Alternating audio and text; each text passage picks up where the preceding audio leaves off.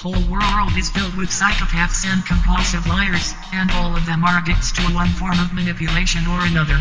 Our daily lives are hammered on by advertisements designed to affect our subconscious. The fact that they entertain us too, means the whole thing seems natural to us when we wear the advertisements as a fashion statement. Perverse or psychopathic social survival skills are indistinguishable from the daily corporate survival skills. I could rant on and on about how sleek everyone is, but there is no end to the complaints, and complaining doesn't matter because you are all addicted. The solution is so simple, but simple doesn't mean it's easy when you are an addict. How many addicts will accept that the solution for their addiction is to quit, yet they don't quit? Of course, getting an addict to accept they are an addict is simple as long as you are not the addict. Unfortunately, it's difficult for the addict to come to this realization for themselves, hence the term addict. We love Brad and Angelina because they are attractive, not because we had a clue about what they believe and why they have chosen to take the action they had in their lives.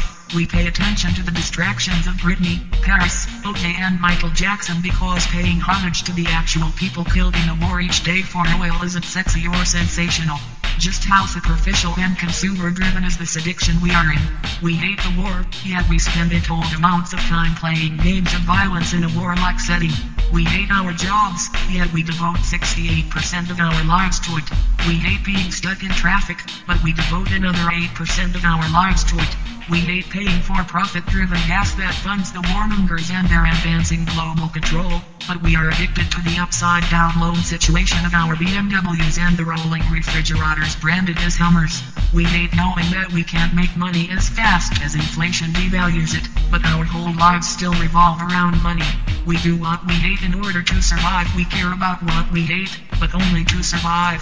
We are addicts to the focus our lives have taken, just so we can survive. What is that focus and addiction? Money. I know. You smart people will defend your addiction by excusing it with, but everyone else is doing it, or it's not money, but the stuff money gets us. That doesn't change the fact you are not excused and are, in fact, an addict. You don't see it because your addiction has become so widespread that it appears normal to you. In fact, for many generations this addiction has been passed off as normal. It's still an addiction even if you were born into it like the rest of us. Rationalizations will be endless justifications in defense of your addiction, but doesn't stop making it an addiction. See, you know money doesn't grow on trees, but you no longer make the association that this means it is not natural, but an artifice. It's a fictional creation. This disassociation would normally be regarded as a mental aberration in clinical settings, but even the therapists are addicted. This is truly a prison for your mind. We've got an entire culture, political system, laws and life wrapped around this money stuff, and you've become an addict along with everyone else for many generations now. Wake up! How normal has coffee, alcohol and tobacco addiction become in society? It doesn't stop it from being an addiction either, does it?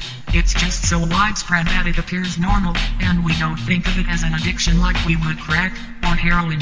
But what if addiction to crack were considered normal?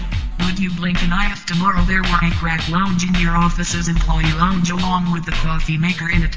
The point is, just because everyone is doing it, doesn't mean it's not an addiction. People are addicted to crack. People are addicted to tobacco. People are addicted to coffee. People are addicted to alcohol, and everyone is addicted to money. Just because society accepts the addiction as normal does not change the fact it's still an addiction. An addict will degrade themselves to obtain their fix. Sometimes the degradation is more dehumanizing than at other times. You can see it when you look out your window, or when you turn on your TV. Sometimes it's worse when you discover it in your schools or your churches.